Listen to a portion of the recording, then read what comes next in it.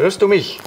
Honda Camino, Teil 3, das ist affengeil. Ist ein bisschen ein Geschwür. Ich sehe es, der Kriegel ist unterdessen auch wieder da, endlich. Schöne Ferien habe ich gehabt, ja. Lange wieder fürs Jahr. Ich habe mich so gefreut nach der Ferien, gell? Und gerade Camino-Schrauben, so geil. Du bist ja eigentlich lieber da als in der Ferien, oder? Und darum haben wir gedacht, wir nehmen wieder mal unseren geilen alten Prüfstand. Aha! Geiles Ding, hä? Das war, glaube ich, recht lustig bis jetzt. Sehr, sehr spannend für mich auf jeden Fall. Heute geht's los, und zwar Feinabstimmung und Prüfstand.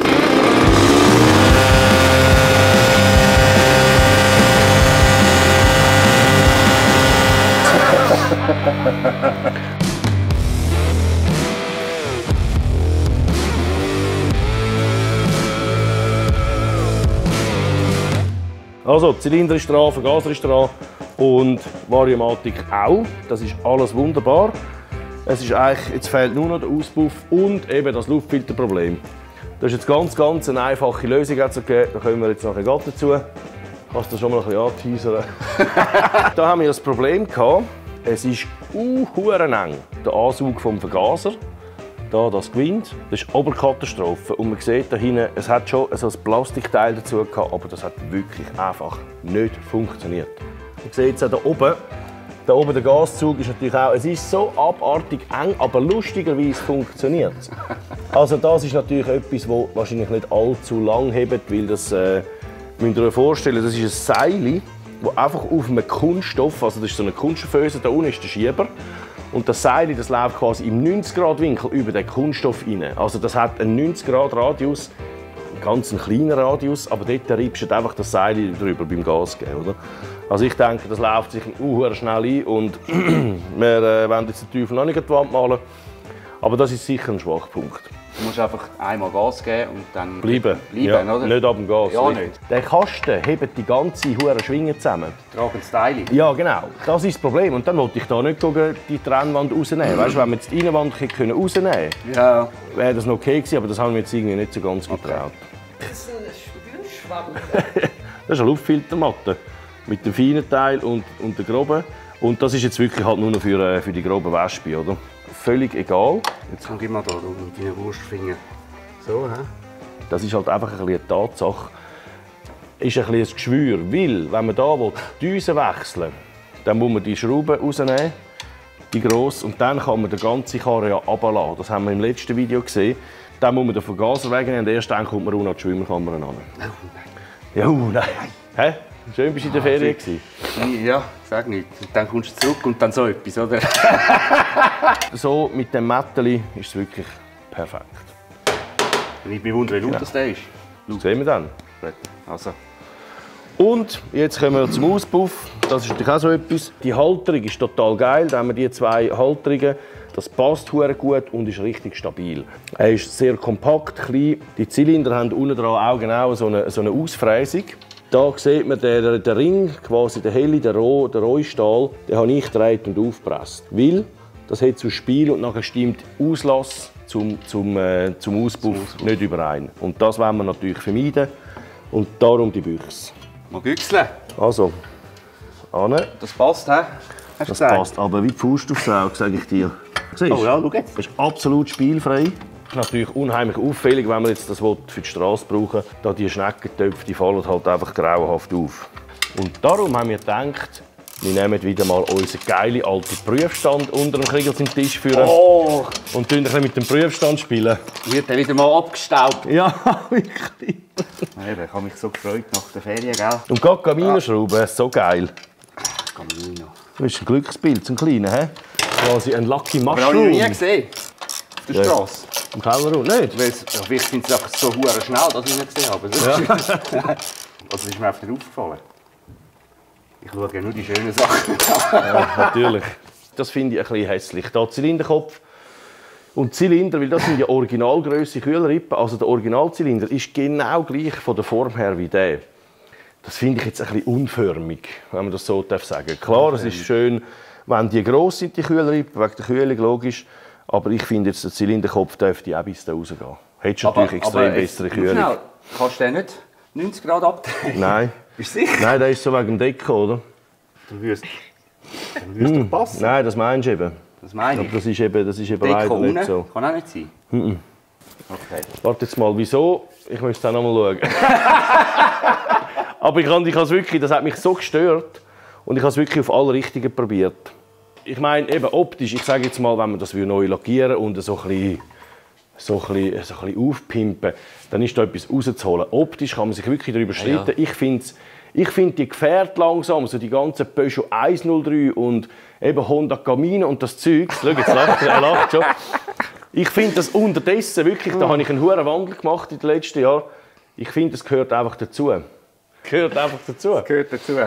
Und ich finde, die Technik finde ich absolut geil. Der Motor hat sehr, sehr stabile Kurbelwellenlager. Also der Motoraufbau ist richtig robust für Tuning. Absolut hammermäßig. Zum am Motor heranzukommen, ist es recht mühsam. Also vor allem Vergasen. Das nervt ein bisschen. Klar, wir können jetzt hier einen Stutzen machen und da seitlich raus, aber das wollen wir ja eigentlich nicht. Wenigstens machen sie gutes Bier dort. Viel gutes Bier. Ja, Luft hat es noch. Ein bisschen Benzin rein, dann schauen wir mal, ob der Prüfstand noch funktioniert. Aber es sollte eigentlich. Mal. Ja, eben, das ist halt, das finde ich halt bei den Variamaten ein bisschen kacke, das Starten. Weißt, bei der Hand geschaltet hast du halt wunderschön, kannst du oben an und dann hast du auch gerade Eingriff. Und da haben wir jetzt natürlich nicht mal einen Job. Hast du keinen Job, gell? Eben den Ständer. Ah! Ja, wenn wir jetzt einen Job hätten, wäre es gut. He? Tönt aber geil. Giftig, du giftig.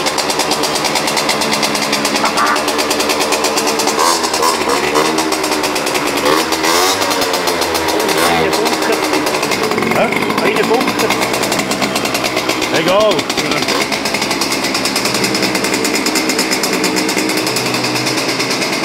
Geiles Ding, hä?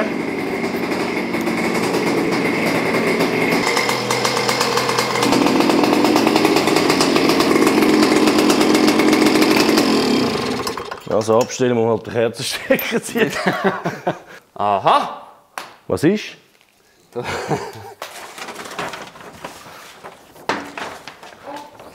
Wie ist das? Nein! Ah. Nein, die schönen Utensilien. Kriegel. Ja. Ja. Das geht. Ja. Oh, das Kabel fühlt sich aber auch nicht mehr verdammt geschmeidig an. Wo ist er überhaupt, der Cyril? Der wäre eigentlich auch da. Zack. Jetzt ist der bei der Was ist? Das ist aber schwierig da. Wieso? Ja, der würde schön auf die Achse. Ja, als der Prüfstand gemacht hat, hat es noch keine Variomatik gegeben. Ja. Du jetzt mal nicht oben, nicht schräg. Gut. Wieso haben wir jetzt nicht den Boden anlassen? Schmack es! Hoppla!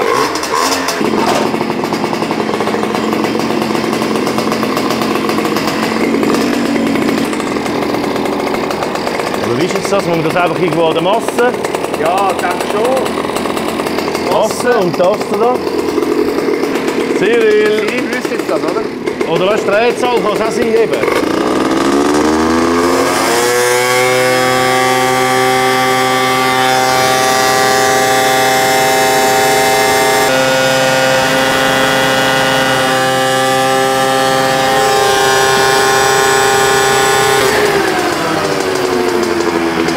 Ja, so 88, aber eben. Soll ich mal, wenn er voll dreht, mal den Luftfilter rausnehmen?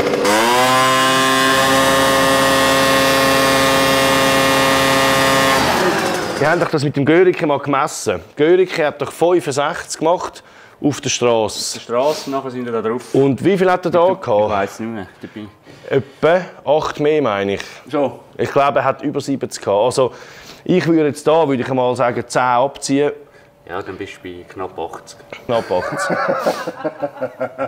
Ja? Ja. Also, das ist dann richtig schnell mit dem Plastikkistchen, gell? Ja, das geht gut. Ja. Ja, die Bremse, schau mal, grosse Bremstrommel. Ja, gross, ja. Das ist eigentlich ist es so, ich kann das als Stecktuning machen, oder? Das ist ein Polini 46 mm mit dem Schneckentopf, dann Kurbel ist die Originale und Vergaser ist ein 21er mit dem Ansug direkt ins Kurbelgehäuse und alles. Es hat schon viele Anpassereien gegeben, aber es haltet sich noch im Rahmen, muss ich sagen. Eben das mit dem Gaszug, das finde ich ein bisschen grenzwertig dort, dann einfach über den Kunststoff rein. Aber klar, es gibt keine andere Lösung. Vielleicht kann man das mal, wenn du es aus Alu machst, ist ja nicht, dann ist einfach das Seil schneller durch. Genau, ja. Ich glaube, das musst du einfach alle 1000 Kilometer oder alle 500 Kilometer musst du das einfach ersetzen. Ist ja schnell gemacht da unten, oder? Genau, ist ja schnell. Dann würde ich sagen, Kriegl, Sind wir da fertig? Dann machst du jetzt einen Sonnentanz. Ein Sonnentanz? Dass du kannst Probe machen? Ja, genau. Ja. Oder? Genau jetzt. Genau, nein, das kann ich nur machen. Draussen, wenn die einmal schauen, wenn es regnet und dunkel ist. Dann geht das.